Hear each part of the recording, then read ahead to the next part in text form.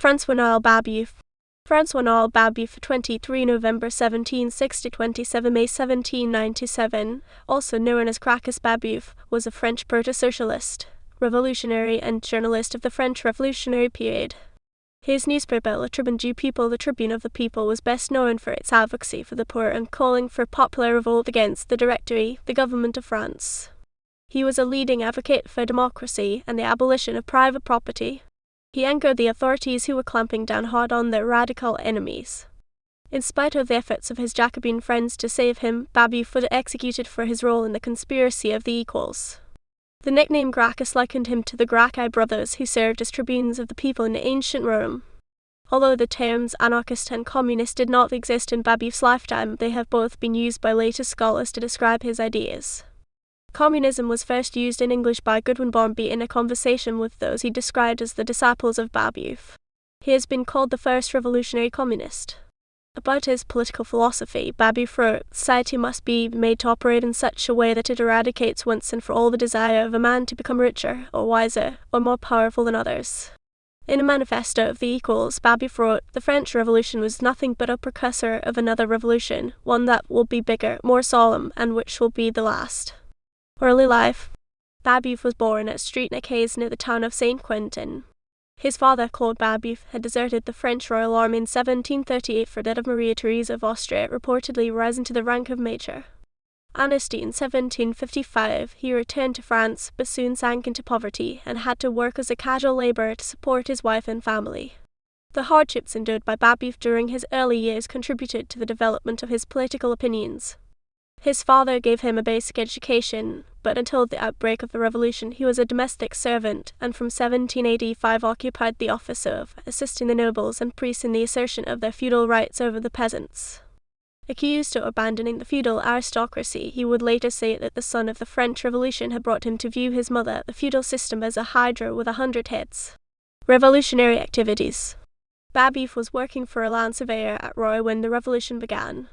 His father had died in 1780, and he now had to provide for his wife and 2 children, as well as for his mother, brothers, and sisters. He was a prolific writer, and the signs of his future socialism are contained in a letter of 21 March 1787, one of a series mainly on literature and addressed to the secretary of the Academy of Arras. In 1789 he drew up the first article of the electors of the bailliage of Roye, demanding the abolition of feudal rights.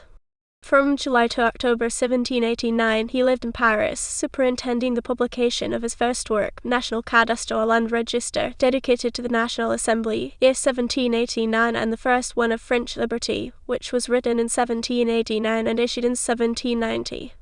The same year he published a pamphlet against feudal aids and the gay bale salt tax, for which he was denounced and arrested, but provisionally released.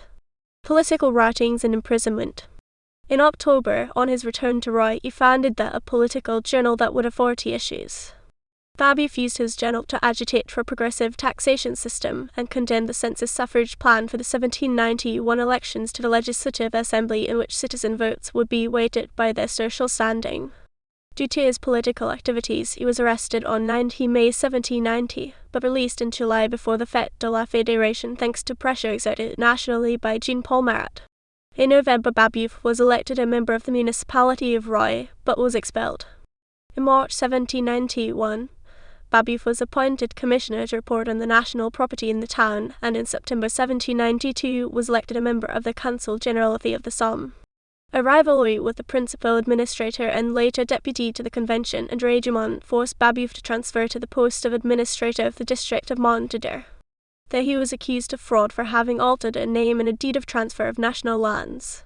The error was probably due to negligence, but distrusting the impartiality of the judges of the Somme, he fled to Paris, and on 23 August 1793 was sentenced in contumaciam to 20 years' imprisonment. Meanwhile, he had been appointed secretary to the Relief Committee of the Paris Commune. The Duchess of Amiens pursued him with a warrant for his arrest, which took place in Brumaire of the year Roman II 1793. The Court of Cassation quashed the sentence through defect of form and sent Babeuf for a new trial before the Aisne Tribunal, which acquitted him on 18 July 1794, only days before the Thermidorian reaction. Babeuf returned to Paris, and on 3 September 1794 published the first issue of his, whose title was changed on 5 October 1794 to The execution of Maximilien Robespierre on 28 July 1794 had ended the Reign of Terror and begun the White Terror. Babeuf, now self-styled Gracchus Babeuf, defended the fallen terror politicians with the stated goal of achieving equality in fact and not only by proclamation. However, about the terror, he said, "I object to this particular aspect of their system." Babeuf attacked the leaders of the Thermidorian reaction and, from a socialistic point of view, the economic outcome of the revolution. He also argued for the inclusion of women into the political clubs. This was an attitude which had few supporters, even in the Jacobin club, and in October Babeuf was arrested and imprisoned at Arras.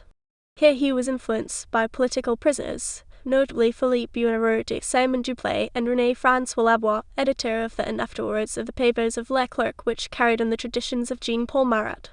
Babeuf emerged from prison a confirmed advocate of revolution and convinced that his project, fully proclaimed to the world in issue 33 of his, could only come about through the restoration of the Constitution of 1793. That constitution had been ratified by a national referendum by universal male suffrage but never implemented. In February 1795, Babeuf was arrested again and was solemnly burned by the young men whose mission was to root out Jacobinism. Babeuf might have faded into obscurity like other agitators, but for the appalling economic conditions caused by the fall in the value of conspiracy of the equals. The attempts of the Directory to deal with the economic crisis gave Babeuf his historical importance. The new government wanted to abolish the system which benefited Paris at the expense of all France. To this goal, the government planned to abolish the sale of bread and meat at nominal prices on 20 February 1796. The announcement caused widespread consternation. Workers and the large class of proletarians attracted to Paris by the system, as well as in government officials whose incomes were paid and arbitrarily set by the government, felt threatened with starvation. The government yielded to the outcry and tried to mitigate the problem by dividing people entitled to relief into classes, but this only increased alarm and discontent. The universal misery gave point to Babeuf's virulent attacks on the existing order and gained him a hearing. He gained a small circle of followers known as the, soon merged with the rump of the Jacobin Club, who met at the Panthéon. In November 1795, police reported that Babeuf was openly preaching insurrection, revolt, and the Constitution of 1793. The group was influenced by Sylvain Montréchal, the author of and a sympathizer of Babeuf. For a time, the government left Babeuf alone but observed his activities. The Directory benefited from the leftist agitation because it counteracted royalist movements for overthrowing the Directory. Most workers, even of extreme views, were repelled by Babeuf's bloodthirstiness, and police reported that his agitation increased support for the government. The Jacobin Club refused to admit Babeuf and Labois on the ground that they were throat cutters. However, the economic crisis increased Babeuf's influence. After Napoleon Bonaparte closed the club of the Panthéon on 27 February 1796, Babeuf increased his activity. In Ventis and Germinal late winter and early spring under the pseudonym, Babeuf published the paper Scout of the People, or Defender of 25 million Oppressed, which was passed from group to group secretly in the streets of Paris. At the same time, issue 40 of Babeuf's caused immense sensation as it praised the authors of the September massacres as deserving well of their country and declared that a more complete 2 September was needed to destroy the government, which consisted of starvers, bloodsuckers, tyrants, hangmen, rogues, and mountebanks. Distress among all classes continued. In March, the Directory tried to replace by a new issue and this raised hopes, but they were soon dashed. A rumour that national bankruptcy had been declared caused thousands of the lower class of workers to rally to Babeuf's ideas. On 4 April 1796, the government received a report that 500,000 Parisians needed relief. From 11 April, Paris was placarded with posters headed Analysis of Babeuf's teaching, Tribune du Peuple, which began with the sentence Nature has given to every man the right to the enjoyment of an equal share in all property, and ended with a call to restore the Constitution of 1793. Arrest and execution. Babeuf's song Dying of Hunger, Dying of Cold, set to a popular tune, began to be sung in with immense applause. Reports circulated that the disaffected troops of the French Revolutionary Army in the camp of Grenelle were ready to join an insurrection against the government. They had accumulated through its agents, notably ex-Captain Georges Grisel, who was initiated into Babeuf's society, evidence of a conspiracy later called the Conspiracy of Equals for an armed uprising fixed for 22 Fouriel, year Roman for 11 May 1796, which involved Jacobins and leftists. The Directory thought it time to react. On 10 May, Babeuf, who had taken the Soudan in Tissot, was arrested.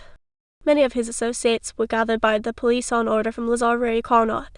Among them were Augustin Alexandre Daudet and Philippe Buonarroti, the ex-members of the National Convention, Robert Lindet, Jean-Pierre André Emma, Marc Guillaume Alexis Feder, and Jean-Baptiste Strouet, famous as the postmaster of Saint-Menihid who had arrested Louis Roman XVI during the latter's flight to Varennes, and now a member of the Directory's Council of 500. The government crackdown was extremely successful. The last issue of the appeared on 24 April, although René-François Lebrun tried to incite the soldiers to revolt, and for a while there were rumours of a military uprising. Babeuf and his accomplices were to be tried at the newly created High Court at Vendôme. When the prisoners were removed from Paris on 10 and 11 Fructidor 27 August and 28 August 1796, there were tentative efforts at a riot hoping to rescue the prisoners, but these were easily suppressed. On 7 September 1796, 500 or 600 Jacobins tried to rouse the soldiers at Grenelle but also failed. The trial was held at Vendôme beginning on 20 February 1797. Although more important people were involved in the conspiracy, the government depicted Babeuf as the leader. His own vanity played into their hands. On 7 Prairial 26 May 1797, Babeuf and Daudet were condemned to death. Some of the prisoners, including Buonarroti, were deported. The rest, including Feder and his fellow conventionals, were acquitted.